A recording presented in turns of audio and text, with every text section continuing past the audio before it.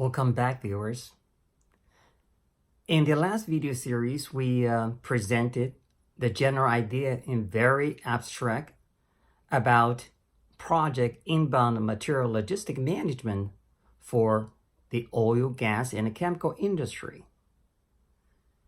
Today, we would like to explore that in a little bit more depth and to review what is the real problem and what could be the viable and actually perhaps available solutions out there that could address this problem effectively.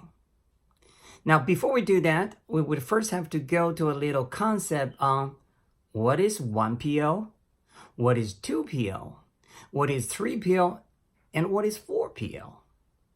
Well, some of you probably already have been doing this forever. I don't know how long, maybe 10 years, maybe 20 years, maybe 30 years, or maybe just the beginning. But bear with me.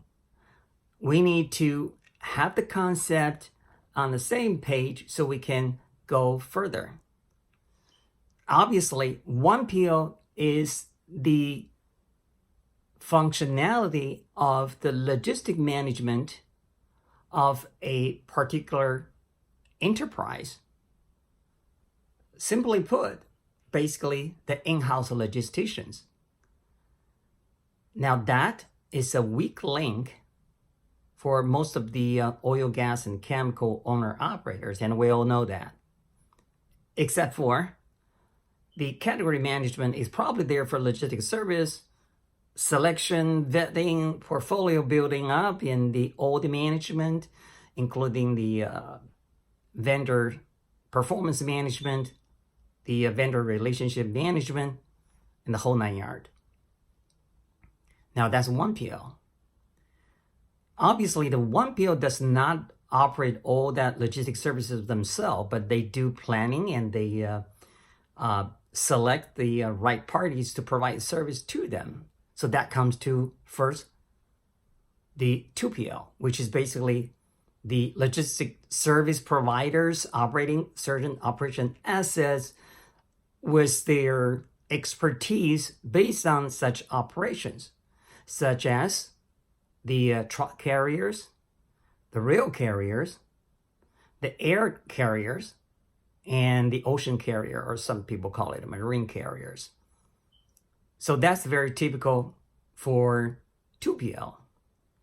Now, when the 2PLs operate within their own contract obligations and to operate with their operational expertise, they could fulfill the contract obligations perfectly and yet leave a lot of blank to be covered. And who's going to cover that? Now we come to the 3PL.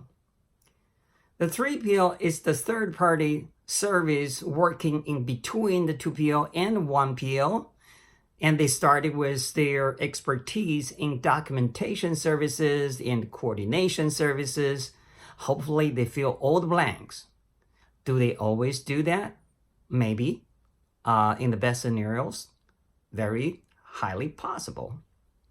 But what is 2PL and what is 3PL, and why between the 2PL and 3PL things may not work out for the oil, gas, and chemical owner-operators? Here's why. Because when the 3PLs typically never participate in the planning stage of the project logistics, they typically undertake the jobs at the post-award stage as a subcontractor. So whatever the planning was done by the oil, gas, and chemical owner-operators at the pre-award stage become totally disconnected. So without the insight knowledge, without the professional expertise for such planning, particularly for the oil, gas, and chemical development, redevelopment, turnaround and expansion projects. The 3PLs do not possess such knowledge, nor are they legally required contractually to perform any of such tasks, let alone they never got the opportunity to do it anyway. So here we are handling all this by the subcontracted 3PLs who had absolutely no idea what was the planning and the rationale came with it. Even though they might be looking at the paperwork that came with the contract award to the awarded EPCs who turn around subcontract to the 3PLs. Well, they just go ahead and do the whole thing totally with disregard to whatever the planning that came through from the owner-operators. So the whole purpose becomes defeated when the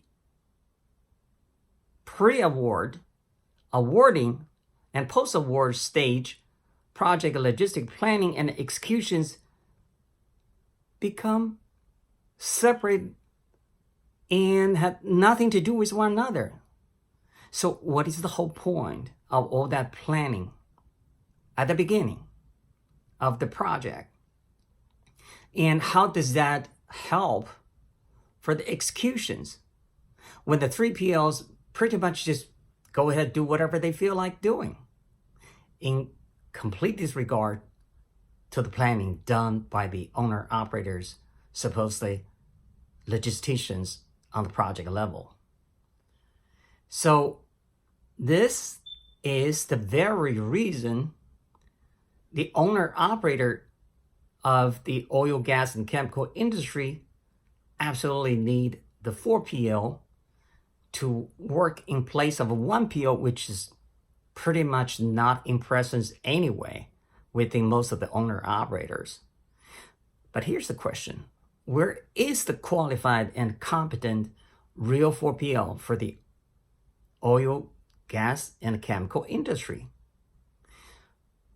In my last video series, I already pointed out the 4PLs, the real ones anyway, are supposed to have their expertise built for the certain industry. It is very difficult for a real 4PL have the expertise that can apply to the different industries.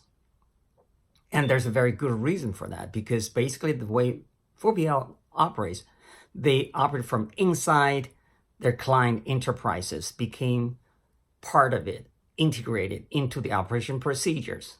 So that's the most important part of the knowledge not available to the 3PLs. Well, we just said there is no 4PL, the real ones, in the oil industry just yet. So what can be done here? We're going to get to that.